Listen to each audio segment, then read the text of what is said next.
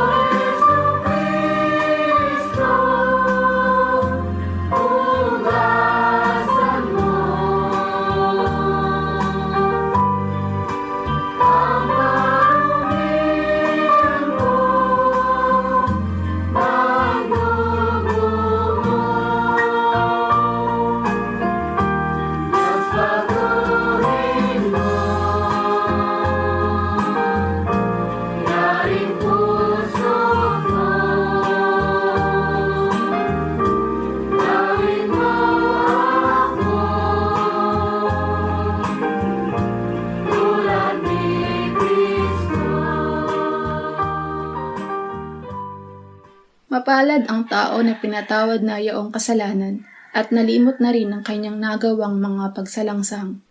Mapalad ang taong sa harap ng Panginoon ay di na pinararatangan ng kasalanan, dahilan sa siya ay hindi nanlilinlang.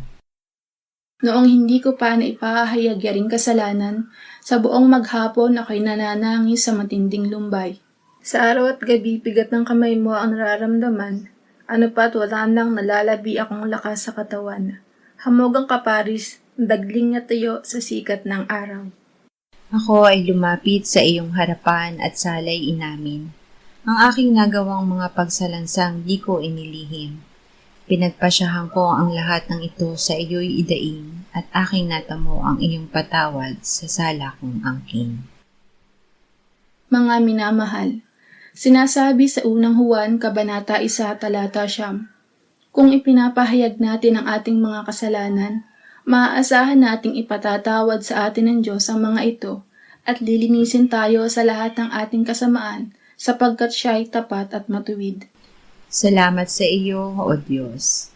Pinatunayan mo ang iyong pag-ibig sa amin nang si Kristo ay mamatay para sa amin noong kami mga makasalanan pa. Ngayon ay buksan mo ang aming mga labi at kami ay magpupuri sa iyo.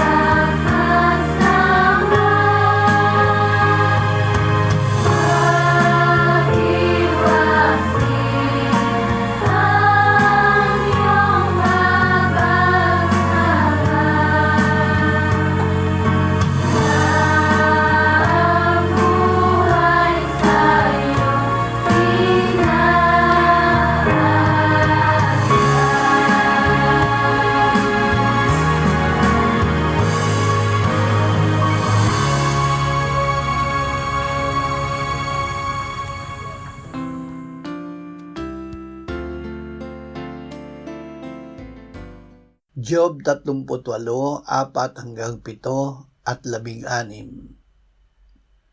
Nasaan ka nang ilagay ko ang mga pundasyon ng lupa? Sabihin mo kung mayroon kang pangunawa. Sinong nagpasya ng mga sukat niyon? Tiyak na alam mo.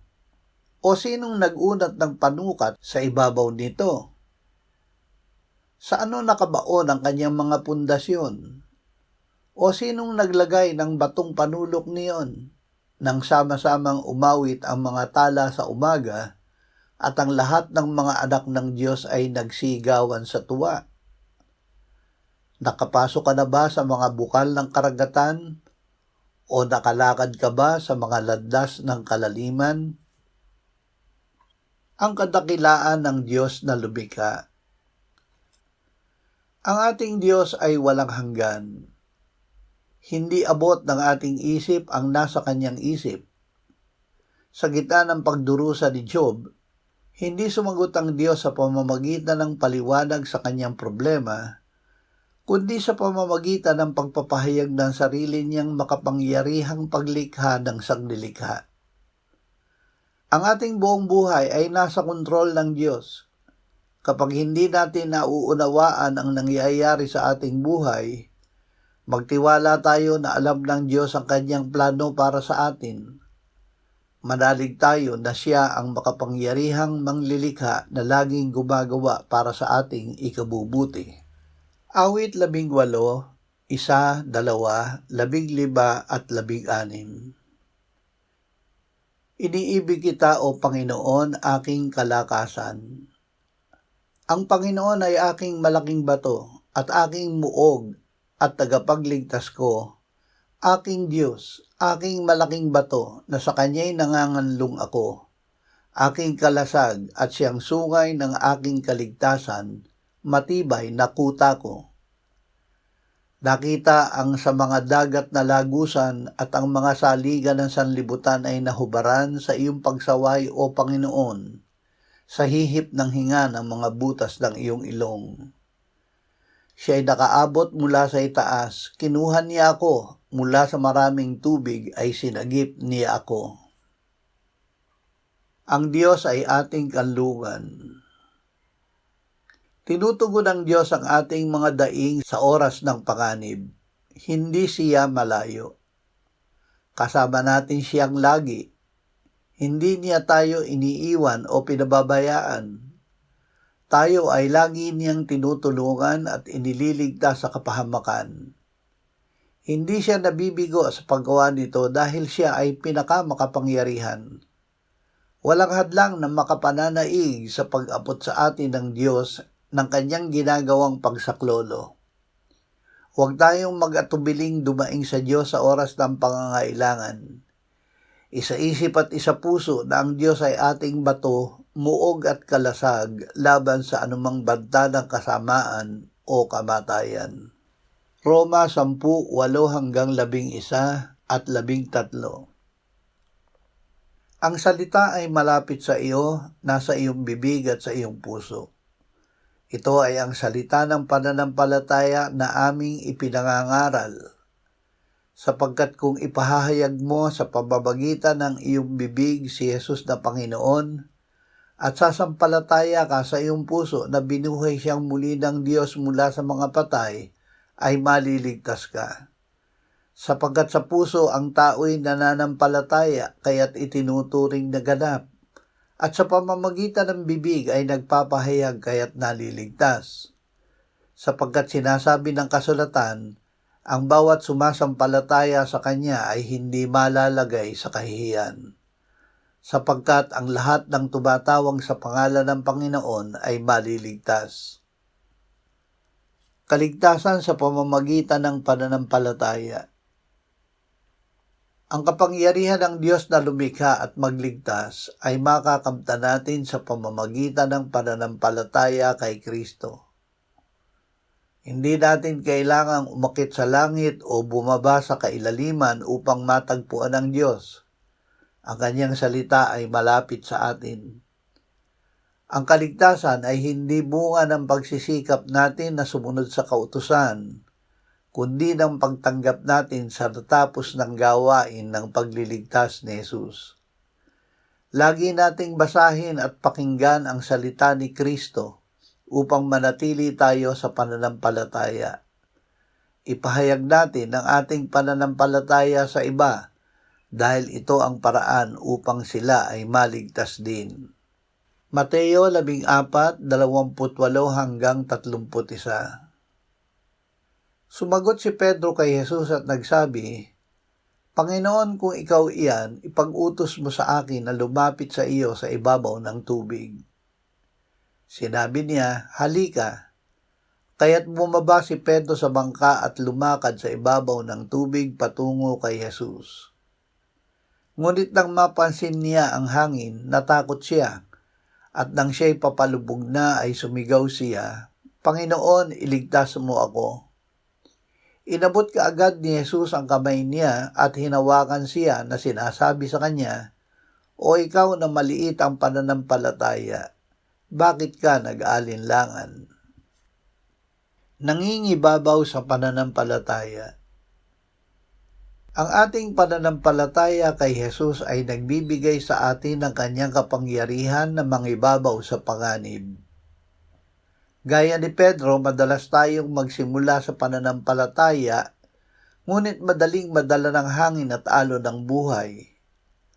Gayunpaman, ang ating kaligtasan ay hindi nakasalalay sa perpektong pananampalataya, kundi sa kamay ni Jesus na laging handang sumagip kapag tayo ay sumisigaw ng tulong. Ituon natin ang ating mga mata kay Jesus, huwag sa laki ng problema. Kung dumarating ang panghihina o alinlangan, sabihin natin kay Jesus, Panginoon, iligtas mo ako. Mamuhay sa pananampalataya. Ang Diyos na lumikha ng lahat ay ang ating makapangyarihang tagapagligtas na tumutugon sa ating mga daing. Malalapitan natin siya sa pamamagitan ng pananampalataya kay Kristo na laging handang humawak sa ating kamay sa gitna ng anumang bagyo ng buhay.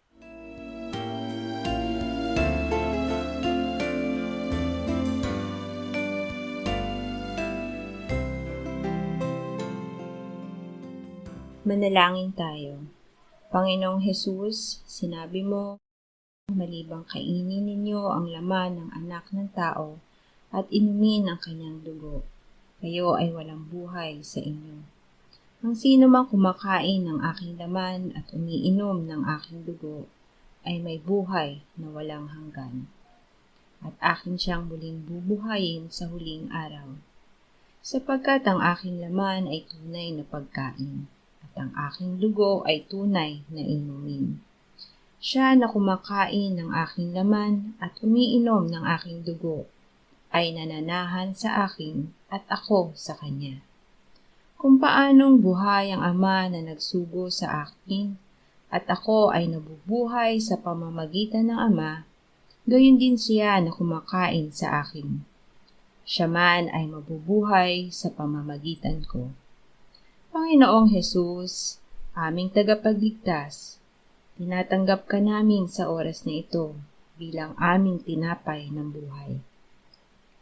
Tinatanggap namin ang iyong katawan na ipinako sa krus, namatay, inilibing, pinuhay na muli at iniakyat ng Ama sa kanyang kanan sa langit bilang aming tunay na pagkain. Tinatanggap namin ang iyong dugo na nabuhos sa ikapagpapatawad ng aming kasalanan bilang aming tunay na inumin. Manahan at mabuhay ka sa amin upang kami ay mamuhay sa pamamagitan mo kung paanong ikaw ay namuhay sa pamamagitan ng Ama. Salamat, Ama, sapagkat dahil kay Kristo, kami ngayon ay nakapamumuhay kasama mo kaisa ng Espiritu Santo. Sa iyo ang lahat ng kalwalhatian, ngayon at magpakailanman. Amen.